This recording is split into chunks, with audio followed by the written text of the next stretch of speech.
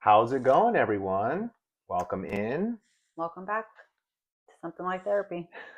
Make sure we get the name in, yeah, so they know what they're I, listening and watching, right? I just wanted to throw in the title because I felt like today was going to be kind of like a real therapy session. So, Oh, we're actually really doing therapy. So something like real something therapy. like just throwing out that we're not professionals, we're not doctors. There's our disclosure Yeah, or disclaimers. disclaimer. I'm sorry. Exactly. Just actually, yeah, let's go ahead and let's hit that for Let's start today's. with We that. probably Yeah. should. This might be like disclaimer of sensitive topics discussed, triggering topics for some. So Yeah. yeah, I think we should just probably do that, or maybe put that at the beginning of every show, because I don't know. But then anything can trigger anyone. So I don't know. We could be talking about anything, and it's like I'm triggered. It's my trigger Yeah. word. I think we're pretty good for the most part at like letting people know that these are our personal experiences or opinions. Yeah, Like we're not people watch we're enough not you therapists, we're not exactly. doctors, we're not professionals. We're just Oh, should I stop putting Dr. Derek in the in the description? I should probably yeah, remove maybe that. you probably should, huh? Yeah, people watch enough social media, which is a big part of today's topic, Yeah. and enough YouTube to understand that, like, people Hmm. are just, I mean, for the most part, I would hope people are just going on and sharing their personal experiences or their opinions and thoughts on topics rather than, like, this is the right way to look at it. I hope Hmm. no one views anything like that. I mean, honestly, I hate to sound like someone like, oh, just question everything, but I don't know, even like doctors and scientists, I'm like, I'm gonna at least leave a little bit of room for, like, maybe you're wrong, Hmm. maybe you don't know. Yeah. So I think that Yeah. should just be with everything. But Yeah. I say to each their own, figure out what works for them, what doesn't, and exactly right. yeah.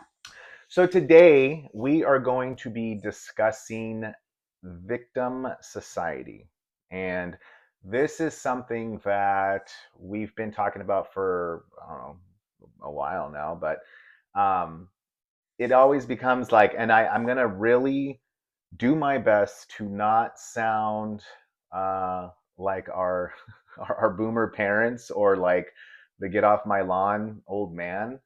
I'm not attacking any specific generation. I'm not attacking any specific types of people, but we're just discussing. You do have very strong Um, opinions yeah, about. I think, again, I think it's I need to take the whole trigger warning, to heart with it, because I get just kind of, I turn into, like, what really grinds my gears about these people. But so yeah, we're gonna be talking about victim society, and it's something that I probably, what, in the last 5 years ish, the last decade for sure. It's probably more, because it's not like the new Gen Z generation has started therapy. It was actually millennials were the Hmm. ones that actually brought more talk therapy and the boom of, like, medications for different disorders and things like that was before they were even around, so we can't put it, blame them on it. But yeah, it's just become more and more apparent and evident in society that people tend to want to use their past traumas, their upbringing or past struggles, and use that as like a shield, or as like a more of like an identity of who they are and who they'll ever be. Hmm. Like, this is because of this is who I am, and I can't do anything about it, sort of thing. Hmm. um, and I also want to premise too and say that in not in any way is it our desire to belittle or say that trauma isn't a real thing, or that Hmm. trauma isn't something that can really shape and define a person, because it definitely is. You and I have both discussed past traumas, our own traumas of childhood, of just a young adulthood, of even just adulthood now. And it does impact who we are, Hmm. how we think, how we view the world, how we view our relationships. Um, but it's something that, which we will discuss, people take different paths on how to deal with that. Right.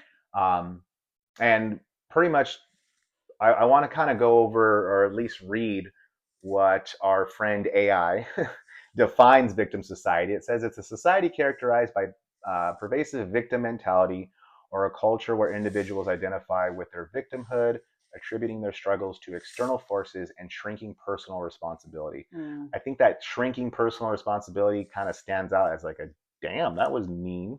But it's like it kind of does, and that's kind of what we want to go into, where again people want to take the past and things that have happened and kind of blame that. I Mm-hmm. blame my parents. I blame my siblings. I blame my teachers. I blame my little league coach for not playing me more, and it made me have a stigma about myself that I'm not good enough, and now I can't get a good job. And it's just Mm-hmm.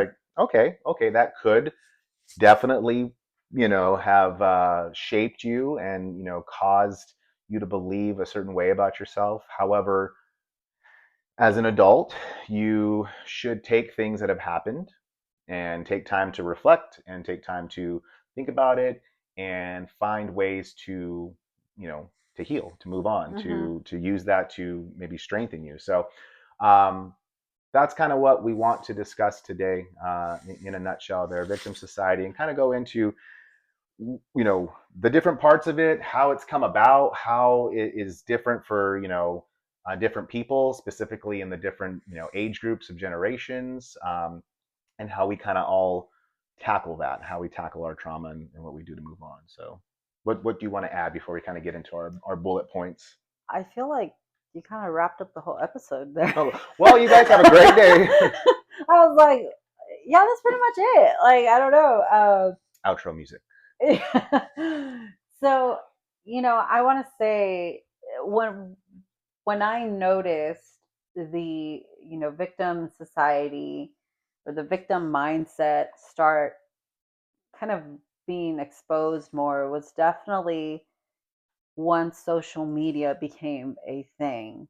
Once people were Yeah. given a platform to express themselves, to share their thoughts, I mean, before even, Instagram, I think Instagram became a huge platform for people to not only uh, express themselves with words, but now we get like a visual, right? Like where it's like people are making little videos, little clips of like, oh my God, this happened to me, and this.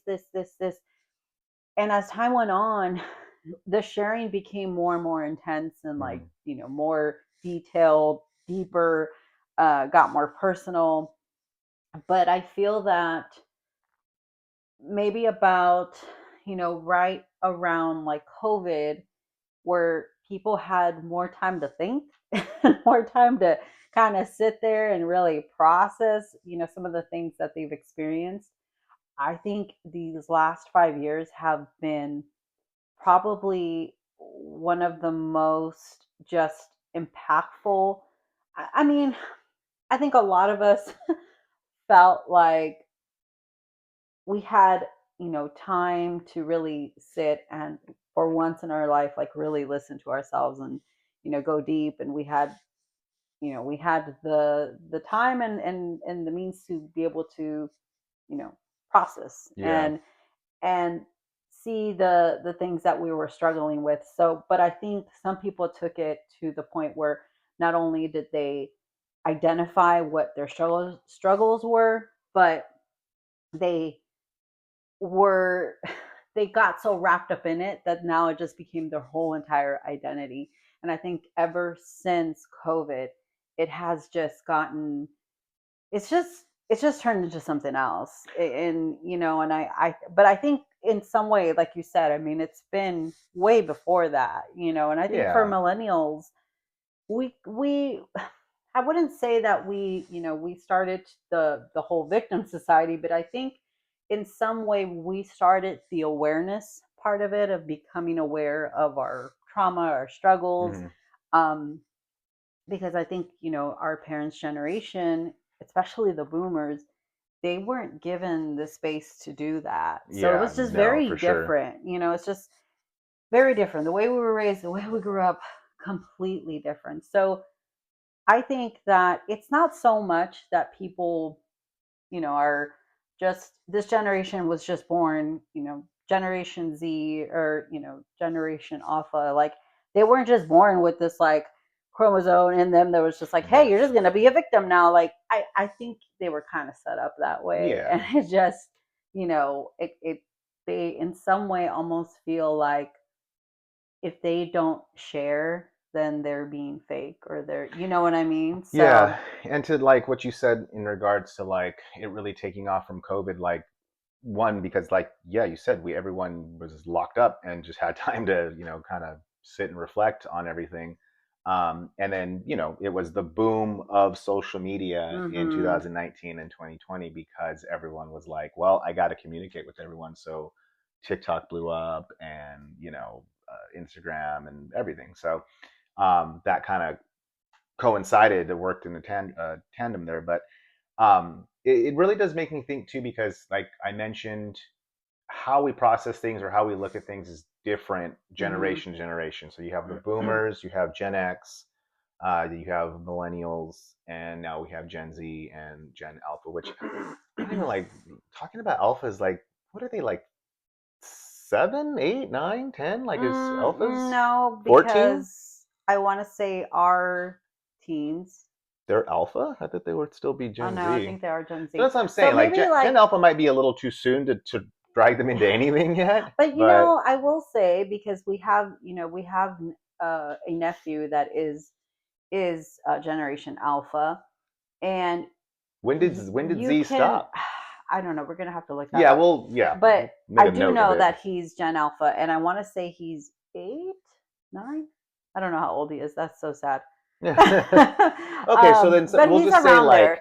preteens are Yeah. probably So alpha. I want Okay, to say he's about 9 years old. yeah. So preteen. So Anyhow, I what I wanted to say with the Gen Alpha is that because you mentioned they're not old enough to see, and I already see some of the behaviors yeah, by of by 8, 9, the 10, you not for sure. I thought they were more like 3, 4. Like I'm like we right, can't. not Yeah. necessarily that we see um our nephew or other kids his age that they are already trying to adopt the victim mentality, not in any way, but there's you can kind of see how they're starting to almost identify to how they might have been victimized in some way, and Well, and we'll get to why because we like with the point we right. want to make in regards to how victim society has now been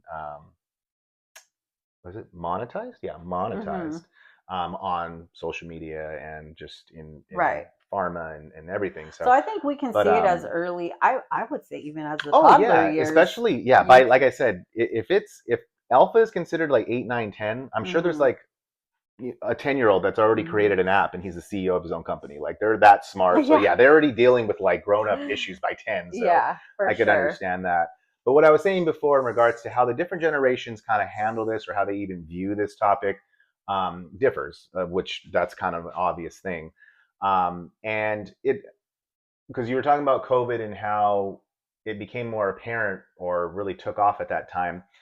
And it makes me think of how people, when we discuss it could be anything like, oh, this wasn't, really apparent. Like, you might get a boomer that's like, you know, depression and anxiety and all these things, they didn't exist back, in my day. And it's like, it didn't exist because there wasn't a means for people to communicate. Right. You talk to the people in Hmm. your city. That's about it. If you Right. had a car, maybe the next city. Like you didn't know what was happening in a different county. You definitely didn't know what was happening in a different state or on the other side of the country or other side of the world. Things are more apparent, and it goes too with like it's like oh percentage of like crimes or people say like oh it was safer for kids like kids weren't getting kidnapped back in the 70s and stuff they could walk the streets no kidnaps were happening we just didn't know that much about Right. them I now mean, we they did do know a study that there was a lot more crime back then, exactly because but it was it more of just a was thing it was never, never counted like we yeah, didn't know about it so there like was now no we can evidence go of it. There was yeah no videos, nothing. we know about everything that's happening everywhere in the world because we have social media because we have internet so um to say that like oh depression and anxiety and all these things are like that's a new generation thing like no it's not people have been suffering from these Hmm. disorders for a while it's just become more apparent because we have newer technology that allows us to meet, bring it to our attention. But definitely, like in regards to like trauma, um, that probably really boomed, I would say, after as early as like, I mean, like I said, probably throughout history it's been there, but like it really took off, especially in America, um, like after the wars and stuff, when like the guys were coming back from war and they had Mm-hmm. PTSD. A lot of that probably, they were suffering in silence from Mm-hmm. it, Well, and they didn't know what it exactly, was. it They wasn't known as didn't know. PTSD back then. It was just like, Yeah. oh, this dude's crazy. Like They didn't that's it. have the words or the language to be able to Exactly. identify or express it, and And it's exactly, unfortunate. Yeah. yeah, and boomers grew up in that generation to where, if like we just watched, Punch Drunk Love yesterday, and Mm. he was just like, sometimes I just cry and I don't know why, and it's just like there are a lot of That people made me still so like that, sad. yeah, like where they don't have anyone around them to help them, or they, it's weird to say people may not have access to internet now, but like I feel like that was like boomers back, when they Mm-hmm. were younger and going through it and stuff. Because they were just always in a generation where it was taught to like, well, if you're sad, I don't know, get over it. It's the whole like shake it off. It's the whole like, come on, let's just Mm-hmm. forget it, like rub it and let's go. So they have a very like shut off or avoidance kind of attitude toward it.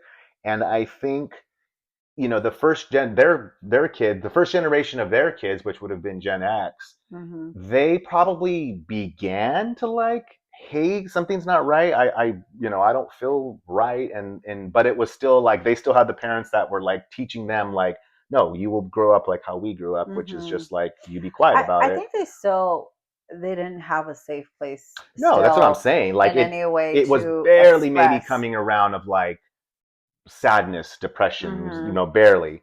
By Well, the I think time, because at that point now, there was more like television shows that showed like families and, yeah, maybe more like issues or struggles. Also, there was a lot more activism and then like, movements with like women's rights and like all these different things that yeah, were beginning to happen that people started to understand like, wait, the way things aren't necessarily right. So then maybe how I feel isn't necessarily yeah, like okay. So it's like I think there are a lot of things began to come up where it started causing them to ask questions, yeah, and not just like, well, this is how you do things and this is how we're going to deal with it. um, I think in a way for the Gen X, they kind of rebelled a little bit more. They rebelled more against their parents. They did more things that were kind of like question whether yeah, it was right or wrong. But I think they began a movement in towards mental health, I think without them yeah, even knowing. I mean, I would say they were the ones that kind of pioneered the mental health awareness. And then once millennials came in, we just, because we saw our parents fight a little bit more, yeah. compared to our grandparents. Yeah, and again, like as the generations moved on, it just became more and more like accepted, or just again, we became more aware of them, of different, disorders. Um, and I guess you can say like, like you said, like a safe place.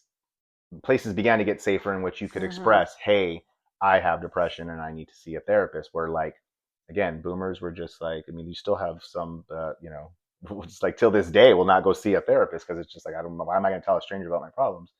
And then, but like, I feel like with a lot of things, we kind of just overcompensated. And I Mm. think I didn't understand the overcompensation until, we became parents, and then now we're a grandparent, where it's just like, we just want more and more for like our kids. Like, I don't Mm-hmm. want them to go through what I went through, sort of thing. Um, and I think that really kind of led to, again, where we're at now, to where we have a generation where, not that it is wrong to express how you feel, however, it is so mainstream and it is so much in kids' faces at such an early age, because like we said, we have 9 and 10-year-olds who are masters at computers, masters at tablets Mhm. and phones, and 8-year-olds that have an Instagram account and go scroll through TikTok and scroll through YouTube, and they're being fed, oh, depression, anxiety, you have this, you have that. So it becomes more, in their face, to where, again, and it's almost like you can't blame them, because how are they not going to then begin to question, well, something of like what depression really is, where Mhm. it's a never ending feeling of dread and despair, versus like, well, sometimes I feel a little sad, I have depression. Like, no, that's called being a Mhm. human being. That's not depression. But it's, again, like, who are we to say they have depression or not? And what makes it worse is that then they go to a licensed or certified therapist, or maybe someone online or something, and it goes into the point of like where it's become a way to just make money, in regards to like, they want everyone to have depression, they want everyone to have anxiety, and until it now becomes like, this is people's identity, this is the identity of our society, of like, Mhm. we've turned into very, very fragile people. um and again, everyone has trauma. Like, I don't know if there's a human being that's walking on this earth that something hasn't happened to them. But everyone deals with those things differently. I think Mhm. the reason why we really wanted to do, I think the first thing we mentioned about this victim society is like, you can just get on TikTok or any of the social medias or YouTube, and it's just like anything, where you have like the gym bros of like, oh, I can bench 225, like I can bench 235. You have that mentality of like, oh, I'm on this medication for depression. Like, oh, I took that. I'm taking that and this for anxiety because I have both. And it's just like, when did it become like a flex to have Mhm. more diagnosis? I mean, we've even had friends and family in the past that like would discuss with us like, yeah, I keep going back, like I'm switching doctors because this doctor doesn't want to diagnose me. I keep telling them like, these are the exact symptoms, and it's almost like, did you find these symptoms online? And it's just like, this is what you're telling them. But there was like, I have these exact things, I know what my diagnosis is, and he refuses to give it to me. And it's like, they want that diagnosis to just Mhm. check it off.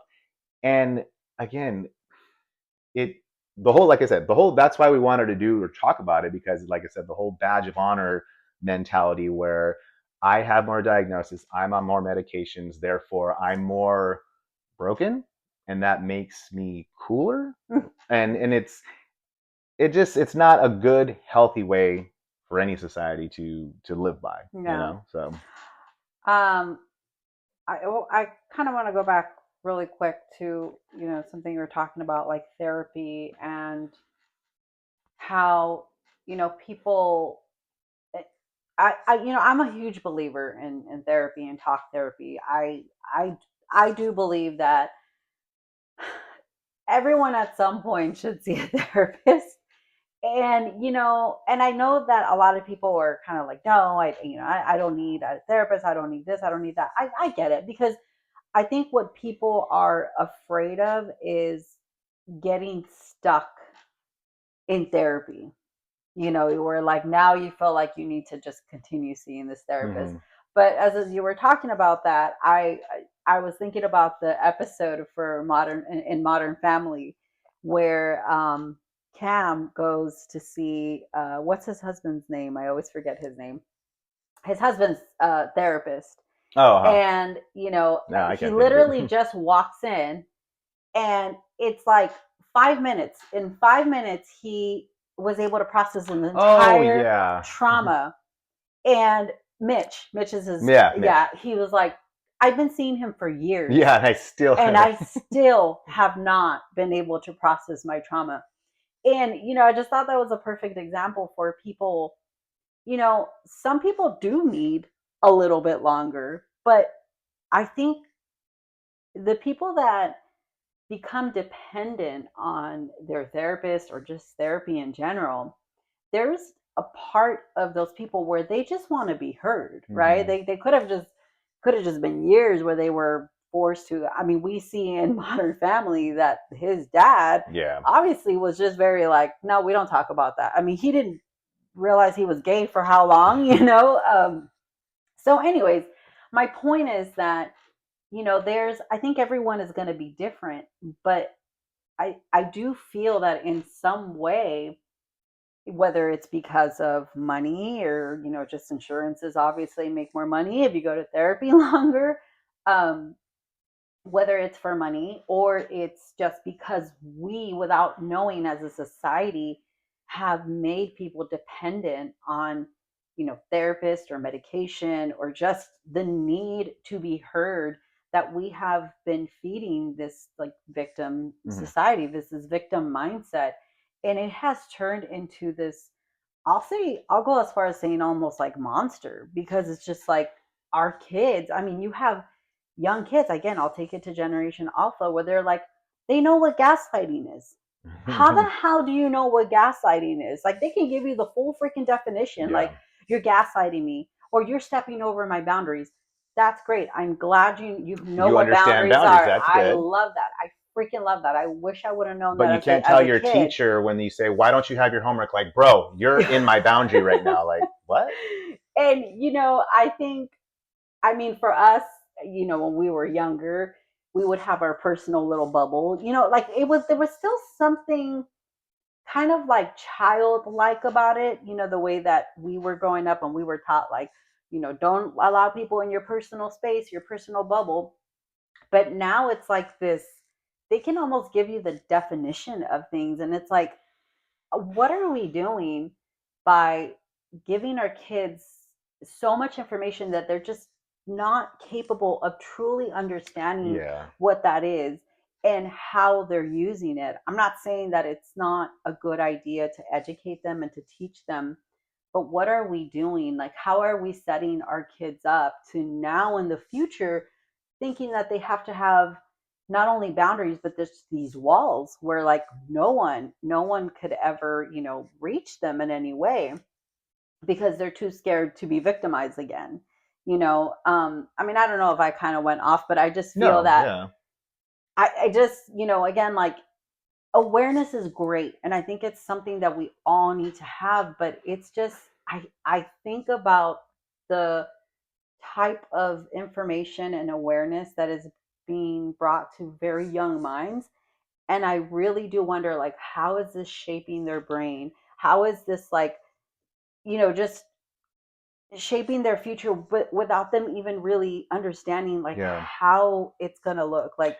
And it's like it's a proven thing, like the brain when it's developing, there's a lot of things that it's not capable of Hmm. understanding or processing when there's certain ages. And again, I know that that differs between like girls and boys. How girls tend to mature a lot faster, their brain kind of develops a lot faster, takes a little bit for guys to catch up.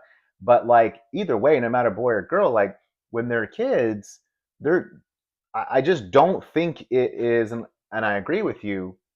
It's good to educate them and make them aware, but don't flood them with so much Hmm. at such a young age. But again, I think we've lost all control of that as a society because we're just like, well, I don't want you to learn too much, but here's your iPhone that has all the information in the world and it has chat GPT that you can Hmm. ask anything and it's going to give you all the information. So yeah, at like 7 years old, they know what gaslighting is. They know what like boundaries are, and they know what all these big, like confusing disorders and confusing topics.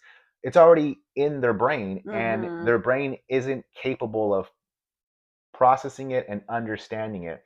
So now they're just regurgitating what they read. It's sort of like how we make fun of people that like, you know, oh, I have this, and this. Like, why do you think that? Like, well, I read it on WebMD. Like, you have no idea what you're talking about. So then, yeah, you have these kids going around saying that their teacher is gaslighting Hmm. them. And it's like, what? Yeah. No, man, he's not. He's telling you that you need to shut up and sit in your desk and you Hmm. can't talk. And it's like, well, that's my right. My parents told me don't ever let anyone tell me what I can and can't do. And it's like, so again, and that's a different topic. Maybe we'll do What a I whole set, just a really whole quick in regards to that, because I think it does have something to do with it, with because I parenting. feel that a lot of parenting, especially from millennials, I will say, and Gen X as well, where we parented from fear because of our own experiences, because of Again, our the own whole traumas, overcompensating. right? So the way we are parenting is from a place of fear instead of a place of, more confidence, more, yes, boundaries, but also how about respect? How about understanding that not everyone is out to get you, understanding that not all teachers, are, because again, the whole, how kids are with teachers now has a huge, Hmm. there's a whole reason why that is happening is because we saw, some teachers, yes, cross boundaries. Some teachers were being abusive. I mean, there's no denying that. And Mm-hmm. again, we can thank social media for all of that. And, I think a lot of it, I don't know if we were talking about that or not yet, but with so many known cases of child abuse, child trafficking, all these things that are coming up that are very true, and I'm glad that in some way we're being informed and we've opened our eyes to so many things. I mean, we hear about things that have happened in the past with child actors, and it's funny. I just one of my high school friends sent me an article about my our high school teachers. They're opening a bunch of cases because they were sexually assaulting students, and hopefully this isn't triggering for anyone, but there's things that happened, and I think that caused a lot of parents to parent from a place of fear. And ultimately, all we're doing is passing on, without knowing, passing on our trauma to now our kids. And now our kids are internalizing our trauma. And now they think that they are in the place where we were. Mm. And not to say that we don't ever prepare our children to identify that, but I think without knowing, we are kind of passing on. I want to say it's almost like a generational thing that has, been happening for a long time. And now with social media kind of reinforcing that fear or that thought, it's just getting worse and Yeah. worse. And it's just, again, like at some point, how much information do we really need to be, to go from like awareness to now we're just like in complete fear and terror. Like, where do we draw the line there? Because I don't know if I'm going into a completely different No, topic, I but I mean, feel that that has a lot to do with it. And I think a lot of these, a lot of kids are internalizing their parents' experiences, or maybe even somebody else's experience because they hear somebody else like, yeah, they oh, this saw is it in a how I movie, or feel. yeah, a friend went through Yeah, that. So and then, then am I immediately going through that? identify with it. And Mm-hmm. not to say, again, like you said it, not to discredit anybody else's experience, or trauma is real, Yeah, and we know that.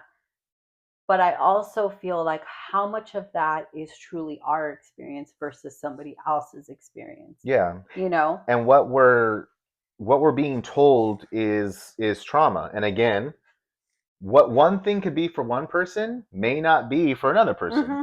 Someone could go through something and be like, man, that sucked. Another person can go through it and be like, dear God, that changed my life.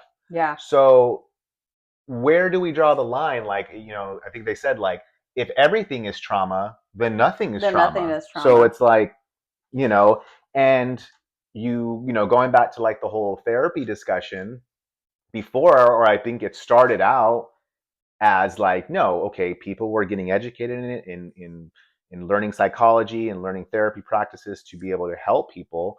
And I think it started out like talk therapy was there to help people identify, address, And process. process, heal, grow. But I think therapy's now turned into talk, cry, repeat.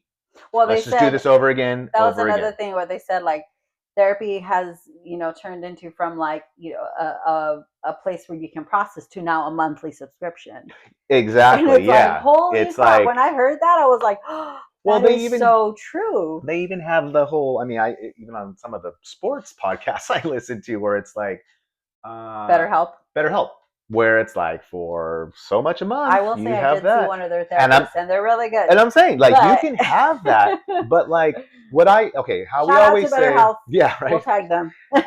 The same thing we say with like when it comes to like working out. Like if you get a trainer, and I think we said this in the last episode, if the trainer isn't about like, okay, I need to know what is your past history with training and working out. And secondly, and most important, what are your goals? What are we working Mm-hmm. towards so that we know when we get there, like we're good.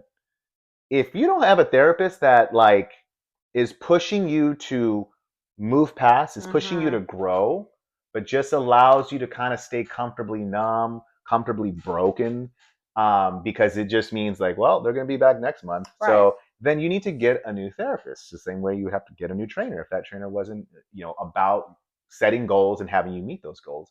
The whole therapy shtick has kind of just morphed its way into with everything with like big pharma and Mm-hmm. medication, and they work hand in hand. Like, okay, yeah, it sounds like you had trauma. It sounds like you have depression and anxiety now from that. Let me go ahead and get you to a Mm-hmm. psychiatrist. They write you a script for whatever medication. Mm-hmm. And then again, it's like not that I'm saying people don't need some people do need this medication, but it shouldn't be a long-term solution. It should be let's get you on the lowest dose possible if that's necessary, and let's try to get you past this. Mm-hmm. And again, I know it's not so black and white, and Yeah. sometimes anxiety and depression, maybe it will be with someone for their whole life. Yeah. That's what I But was gonna you say. learn, and I know you can speak personally to this, where you had spouts of really intense anxiety but through different processes of talk therapy, Mm-hmm. of being more physically active, doing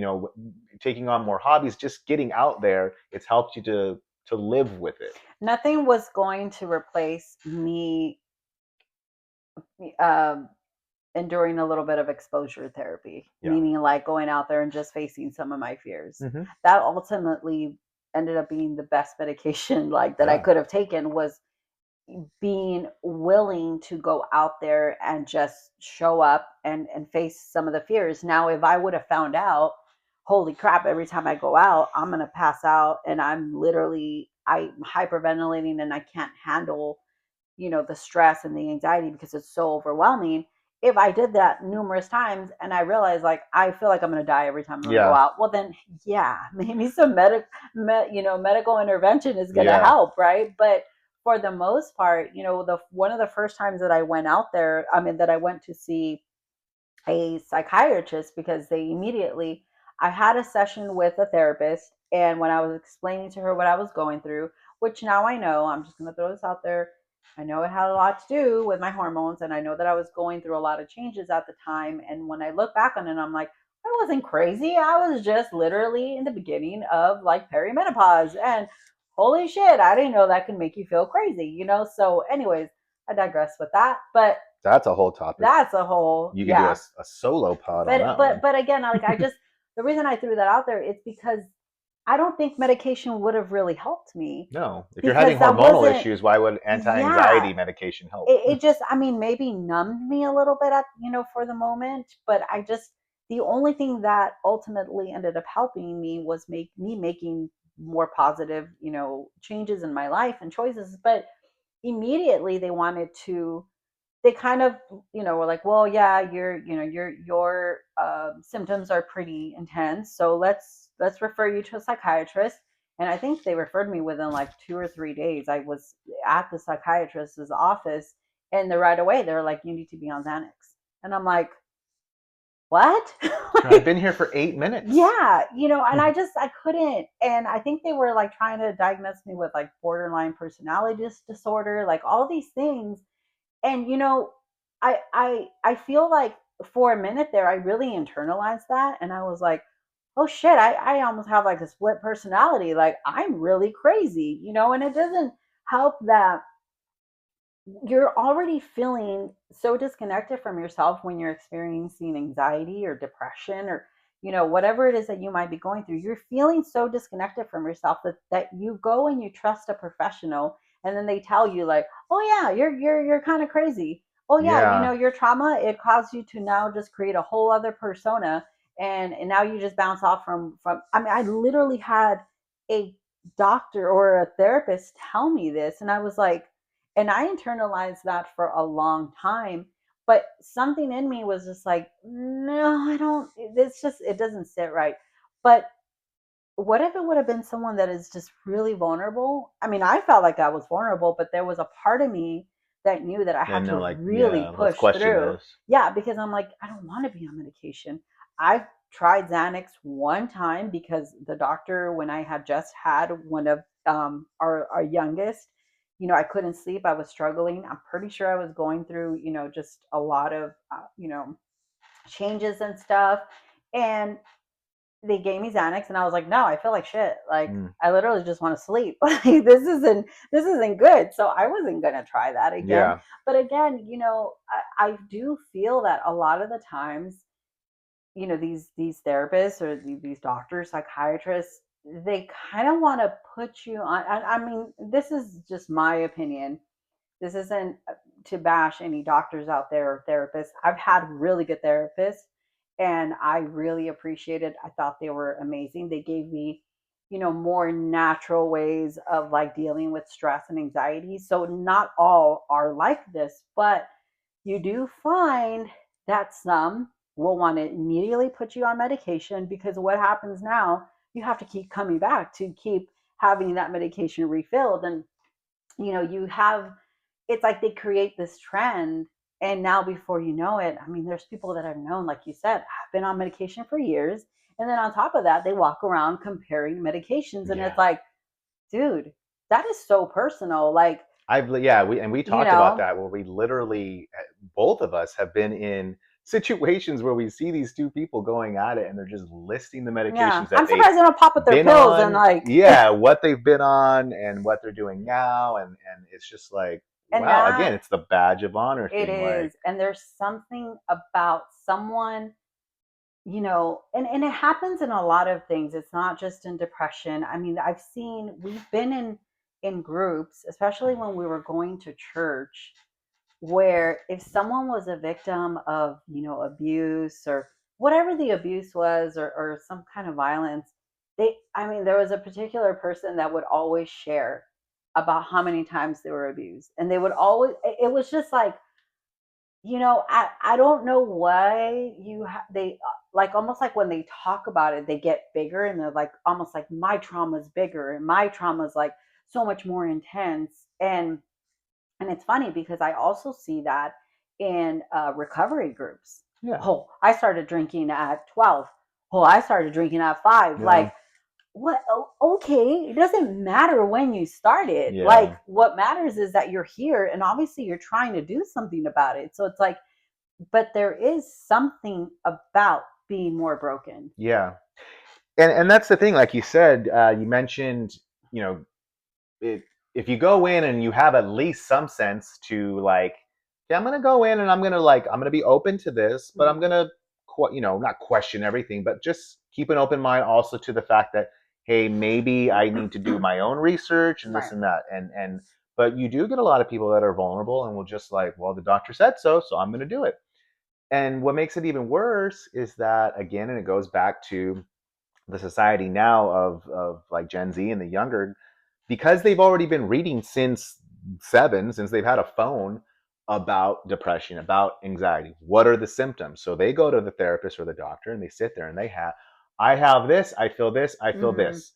And it's like they've literally maybe convinced themselves that they do have all these things. Mm-hmm. And thought and words and telling yourself over and over have power. Like, Oh it yeah. really does. If you sit there and you tell yourself, I have anxiety, I have anxiety, that makes me scared, this worries me, you will, you can create that, you know? Mm-hmm. So what's sad, again, you have therapists and doctors that, again, because it's a big money making industry in regards to therapy, in regards to putting people on medication, and it even comes to just like, not even like mental disorders, but just, again, someone goes and it's just like, yeah, you're like, you're pre high blood pressure, or whatever you call, Pre-diabetic.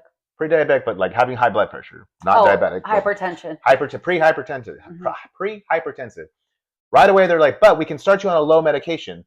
Why not change their diet and put them on an exercise program? Because that's probably going to help someone who's pre not go over to the Right. full, and it'll help them. So you also get, you have a teenager, and I'll just use a 14-year-old who the parents seem like okay, we're going to put them in therapy because they've just been so isolated. And it's like, yep, your kid has depression. Let's put him on medication. So it's not the fact the kid is getting 2 hours of sleep. All he eats is flaming fucking Takis. He's on his phone 18 hours a day. He never comes out of his room, doesn't do any type of cardio or any type of exercise whatsoever, just plays Fortnite. You know, and he goes and he scrolls through TikTok, which is just brain rot, brain rot, brain rot. It's not that, right? Let's not try to eliminate or adjust some of those, Behaviors or behaviors. yeah. Let's just put on medication. So it gets very like frustrating because there's a lot of different ways that we could be helping people, but we choose to just go with the quick fix of And we the can money making. speak from personal experience in regards to, the example of the 14-year-old that has horrible lifestyle habits, and they're just going through depression and anxiety. We had, unfortunately, firsthand experience with our oldest, Mm-hmm. and I mean, if you want to talk about trauma, not only did he obviously endure his own, trauma, but I mean, his teenage years traumatized us. Yeah, I have trauma. I have trauma from his freaking teenage years, but I think a lot of it was because, and I want to say this because I don't, if you're the parent that is questioning whether you should put your child on medication or not, because you see them struggling and going through things like, no shame. I get it. We've Yeah, been there there's and we tried. I mean, we took him to so many therapists. There's so many doctors. He was even, they were trying to tell us that he might have been bipolar.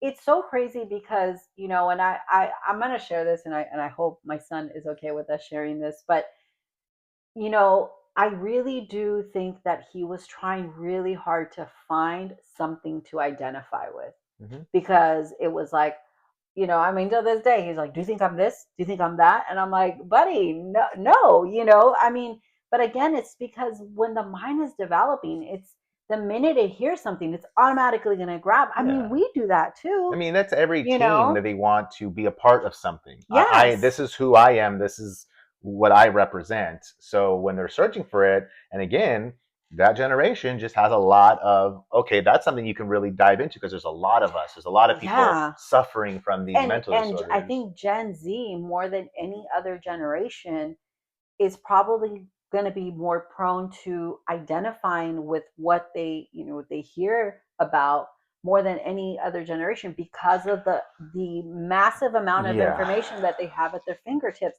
And I think exactly. for alpha, it's going to be 100 times worse. They live, But I will say though, and I want to like just give props to Gen Z, that I think they're beginning to like change that narrative a little bit, because they're starting to see like, wait a minute, I can't be like putting all these labels on myself. Like, I see a shift, but I still see that there's kind of a divide where there's some that are like fully like, oh no, I'm this and this and this and this and this. And then I see the other ones that are a little bit more reserved with their own diagnoses towards themselves, yeah, because they're starting to see like, oh, I don't want to look like that. I don't want to look like that. I don't want to be yeah. that victim, and a lot of it is because they see people just putting all their shit out there on social media, and to them that's like, no, that's embarrassing. Yeah, well, it turns finally like something clicks where it turns embarrassing, but at first it's interesting and it's intriguing. Hmm. And that's why Gen Z, you could almost even say they're like the poster children of like trauma and victimhood because they've been fed it through social media. I mean, you have like, TikTok with like, it's become an ongoing just joke. I mean, there's like memes of like how Hmm. much trauma you have, or memes of Yeah. of different things, and then you have people going on, and it's just like they don't even give disclaimers. They're just literally diagnosing like, oh, if you feel this, this, and this is what you have, and it's like, So when you ask the kid, like, well, why do you think you have this? Like, well, where did you hear this? It was on someone's TikTok. Like, I mean, I get it. TikTok is a place that gives you a lot of information and like keeps you up to date on what's happening, but definitely I wouldn't use TikTok to be diagnosing myself. But it's like, No. again, when you're 13, 14, you don't have that reasoning to Hmm. like, hey, this isn't, but eventually it turns into, like I said, they're getting smarter and like they begin to just like they're starting to finally see like, oh, wait a minute, like there's like millions of accounts that like are all saying this, and I think they're all just kind of saying this just to say it now. It's like a clout to Yeah. have like I there's think these because anxieties or Gen whatever. Z now is going into their mid 20s and they're starting to Yeah, mature. they're becoming You know, adults and they're they're like, becoming hey, adults, so there's a shift yeah, happening. And they're starting to, and I think we've talked about this in the past where what is, whether the fact that they have all this information is going to be a good thing or a bad thing. Like we won't know until they're in their 40s hmm, whether all this information ended up being good or bad.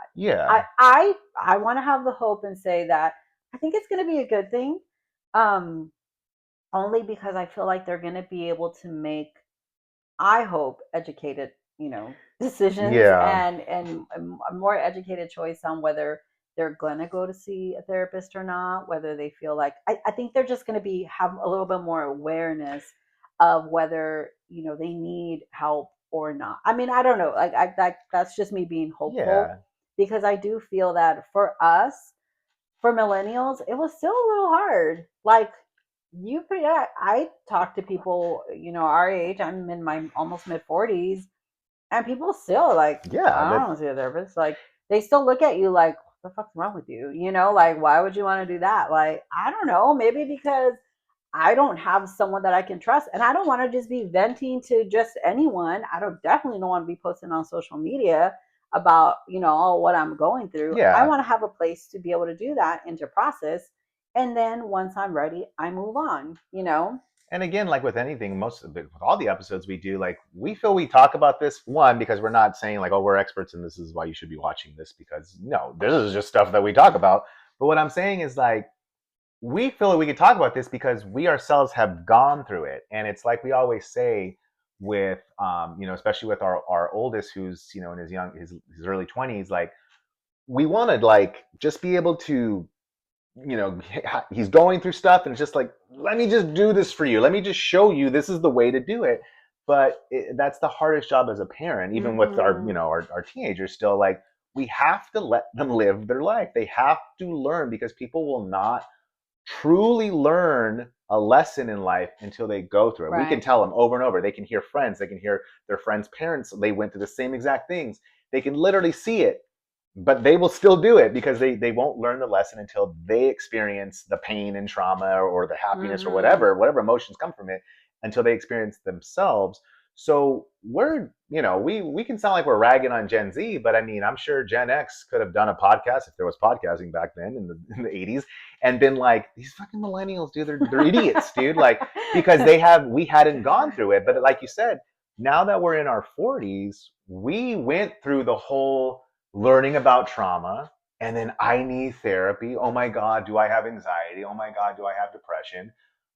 And we finally went through all of it to get to our 40s, and sometimes it's in people's early as their 20s, 30s, 40s, and sometimes it takes longer in the 50s or 60s, where they don't make the realization, hey, let's stop romanticizing, or what's the word, Romanticizing. romanticizing trauma. Let's stop Mm-hmm. making it such a thing to where it's holding me prisoner, holding me captive in life, and let me be the one to say like, no, fuck it, I'm not going to do this anymore. I'm not going to let it be the thing that Mm-hmm. I identify with, or that controls me. Like pretty much we have to allow them to, because like we said, the older they get, they begin to look back on it and saying like, yeah, that doesn't, I was a little dramatic back then. Maybe I wasn't suffering from debilitating depression. I just maybe needed to go to the gym, or like to go on a walk. So we have to learn, or they have to learn, just like we learned, that it's about overcoming, it's about growing, and you can use the tools of therapy and meds, but they're just tools. They're not things that should be a crutch for the rest of your life. Yeah, I don't know. This was like a while back, but we were watching or listening to an episode on modern wisdom, and he was interviewing a doctor talking about depression and how, he was a huge believer in medical intervention as far as if you needed medication for it or not. He said, Mm. but one thing I noticed is that for people that were on medication and medication only, their relief from like the symptoms of depression or anxiety was probably about maybe anywhere from like 30 to 40% effective versus the people that were taking medication, partnering it with healthier choices, being active, being, just more conscious of like, their stressors and things like that.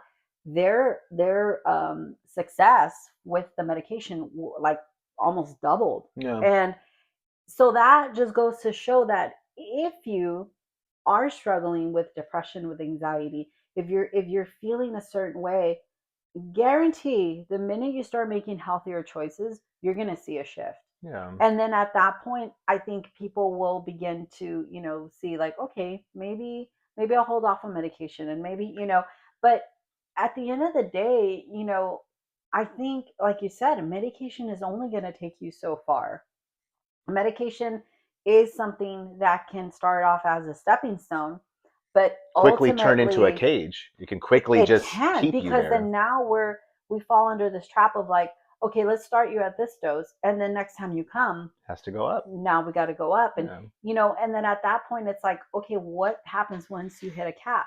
So then now we have to go to stronger medications. Now we go to medications that Well, a are, cocktail of yeah, different oh ones. yeah, now we're on 2 3 different Yeah. anti-anxiety, depression, mood stabilizers. Like, I think it's just a dangerous game that we Yeah. like to play. And you guys know, like, we're not anti-medication, we're on freaking GLPs, like. Yeah. That's a medication. It's a Exactly. medication. This isn't about, it's the doctors against us or the therapists against us, not at all. Again, I'm a huge believer. I believe in therapy. I think if you've experienced any form of trauma, therapy can be Yeah. beneficial.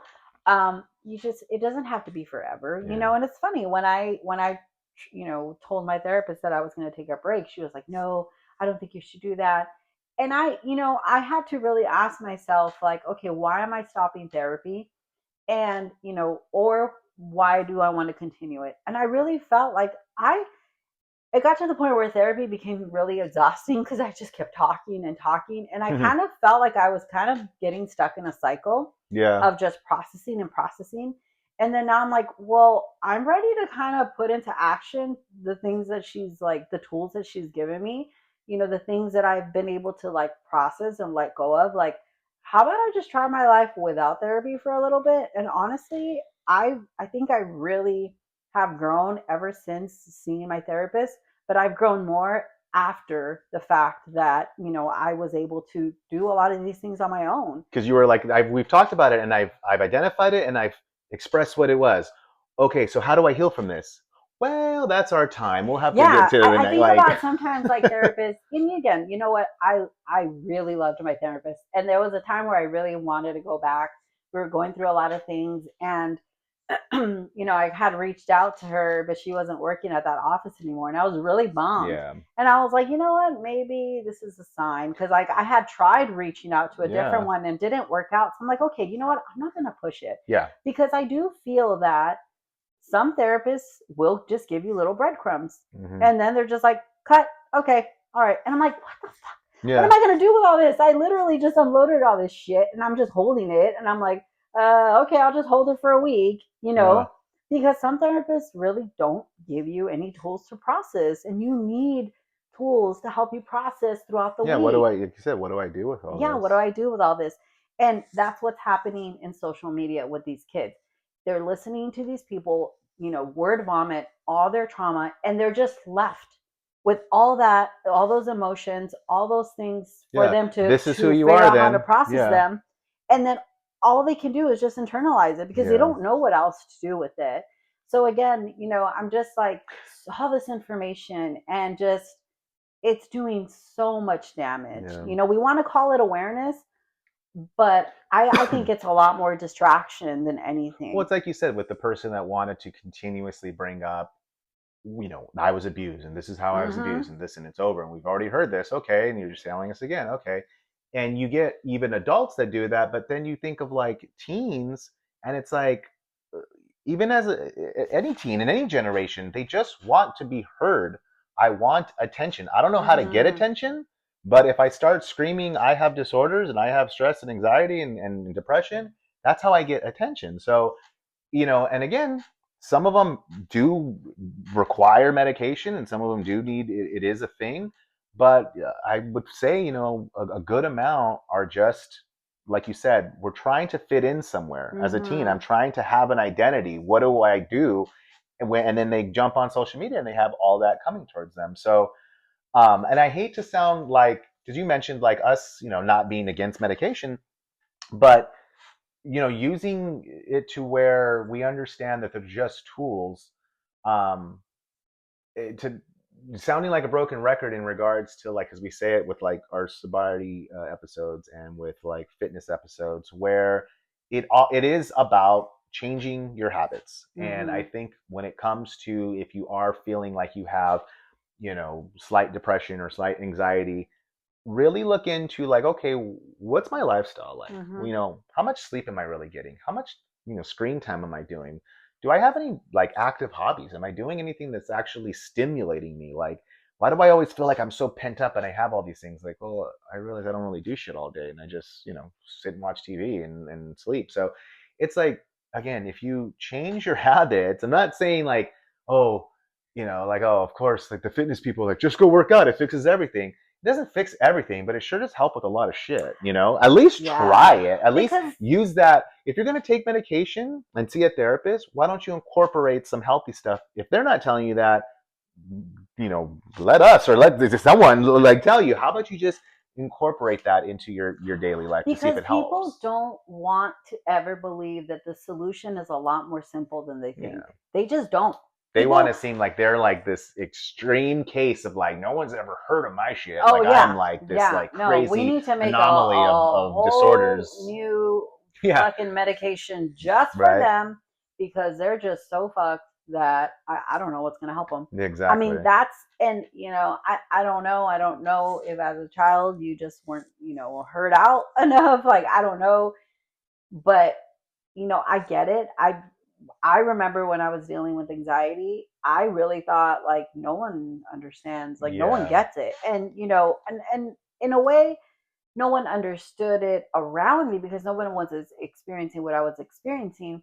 But the more that I did research, like the more that I was like, oh no, this is people do experience this. When Yeah. I see people have, they've overcome it.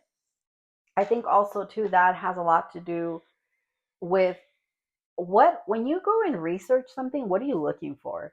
Are you looking for a solution, or are you looking for something just to reinforce You want what confirmation. you want confirmation? Yeah.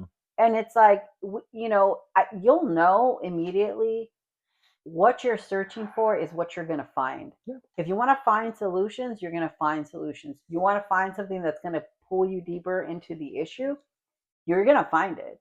And I think more and more, it's just it really sucks because like the way that the algorithm is, it will whatever you're thinking about that day, it's gonna confirm it. Yeah. It's gonna Read like your mind. It it, knows it, it just exactly what you're thinking. really does. There was a time where I was like, I can't remember what I had watched, and it was like for a week straight it was just these awful videos about like crime and murder, and I'm like, what the hell? And it's just like at that point that I'm just thinking like, holy shit, I'm gonna go out, I'm gonna walk, and someone's gonna freaking come behind me and like bash my head. Like that's how crazy our mind Yeah. gets, right? Like it reinforces our fears. It keeps that whatever feeling you have, it keeps it alive. So I encourage people, one, get out of your head.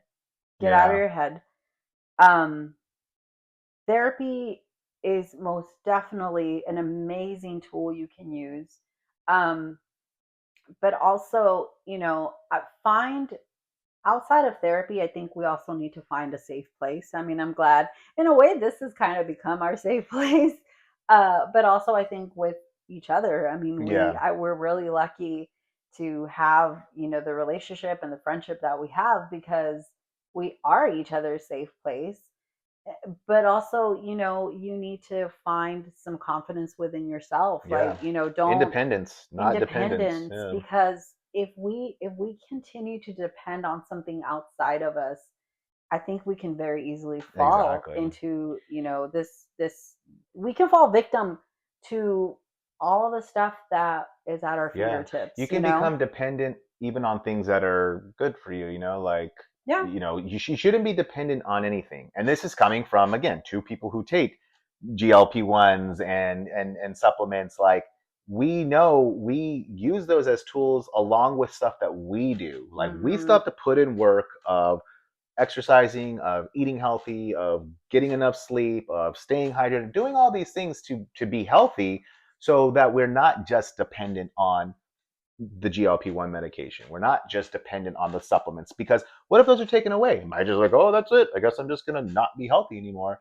So, Mhm. like, yeah, if you are going to therapy and if you're on, medications, just don't become dependent on them. You put in the, if not equal, then more work into Mhm. using those tools, but into getting better. Again, because it's about, Yeah. like, you want to be free. You want to be free of whatever you're feeling, and whatever you have to do on from your part, you need to put in that effort.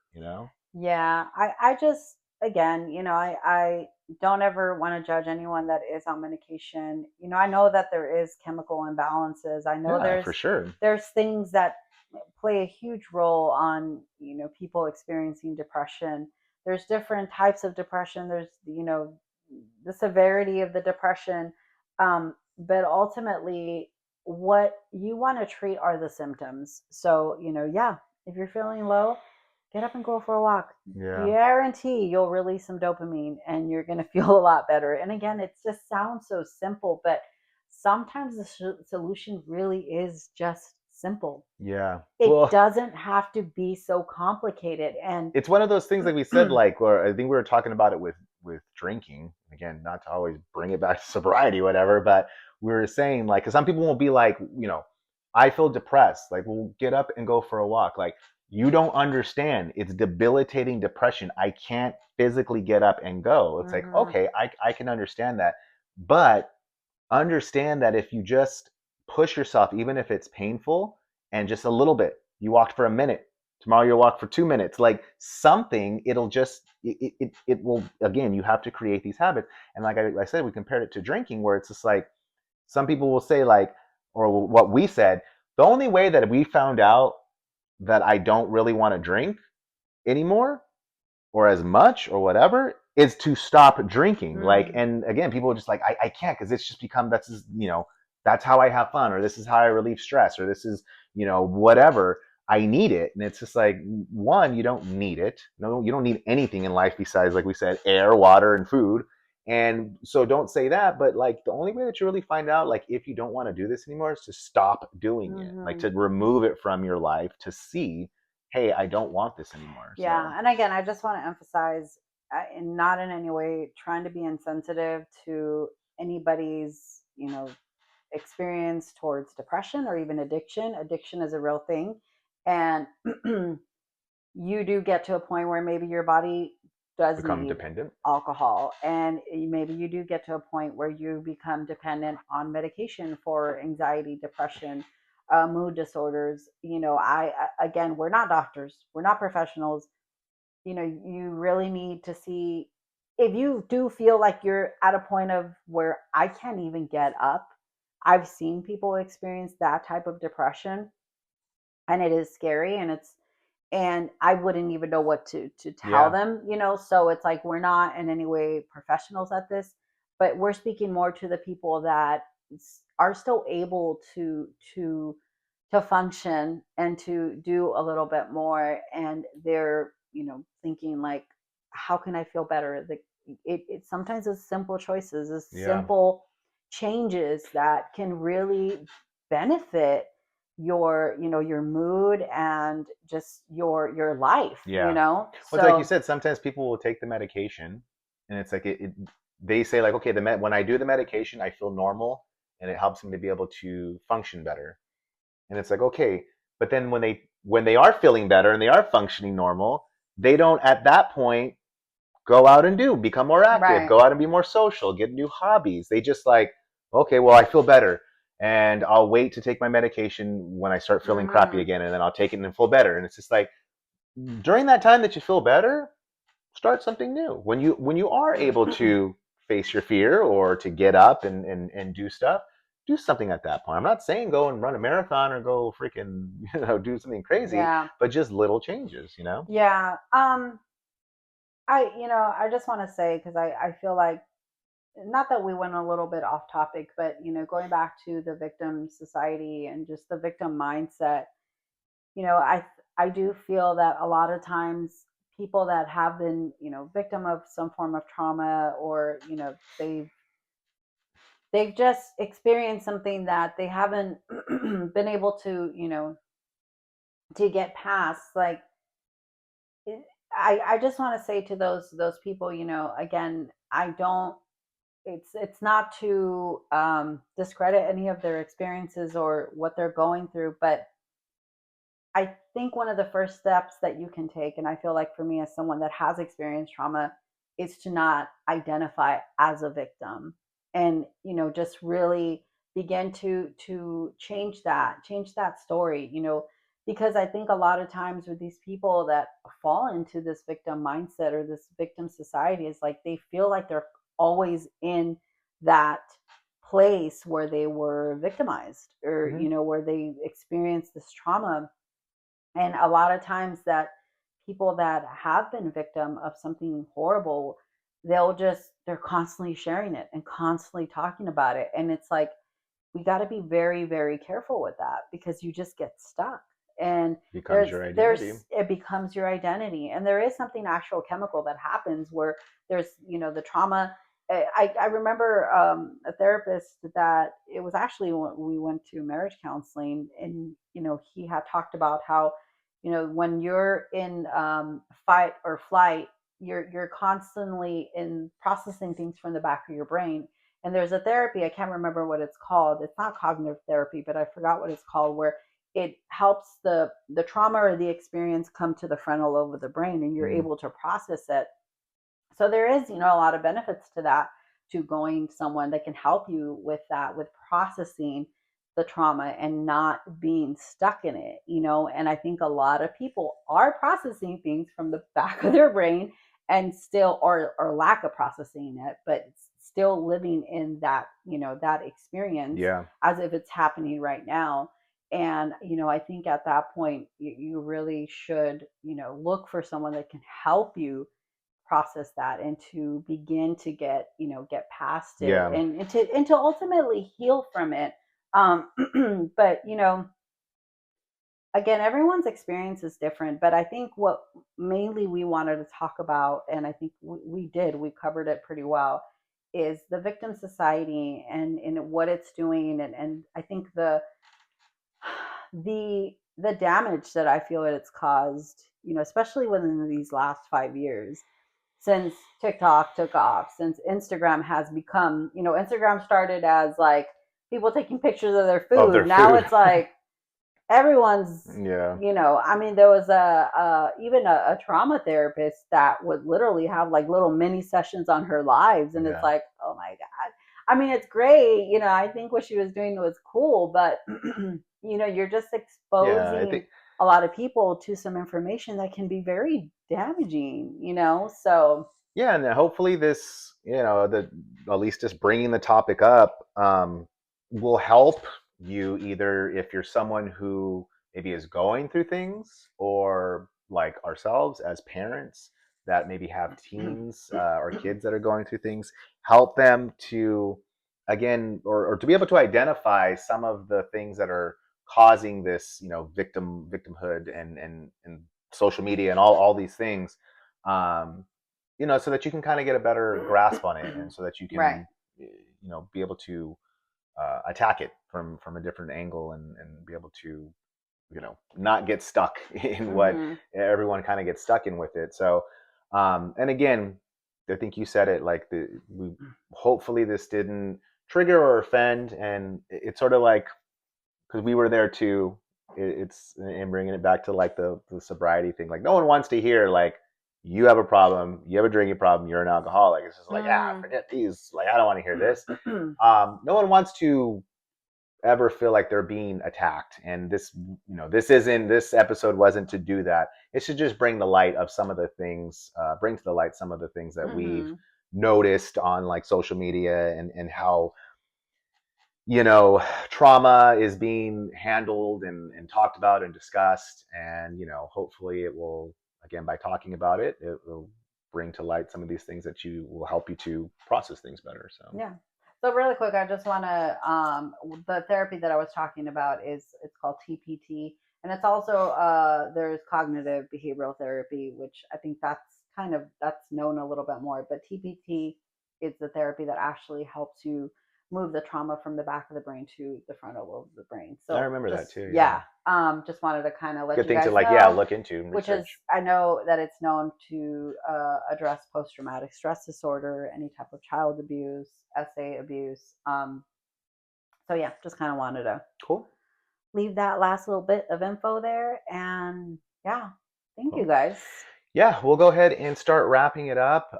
Thank you guys for tuning in. And again, I hope it really, it helps. It's why we want to put these episodes out. One, to just be able to have a nice conversation with each other, but, Yeah. to bring to light some things. So hopefully it did help, and you'll do some research on it and, go from there. So we will see you guys next time. Not sure what the topic will be, but we'll try to make it interesting for you guys. Yeah. All right. All You right. guys have a beautiful day. Bye.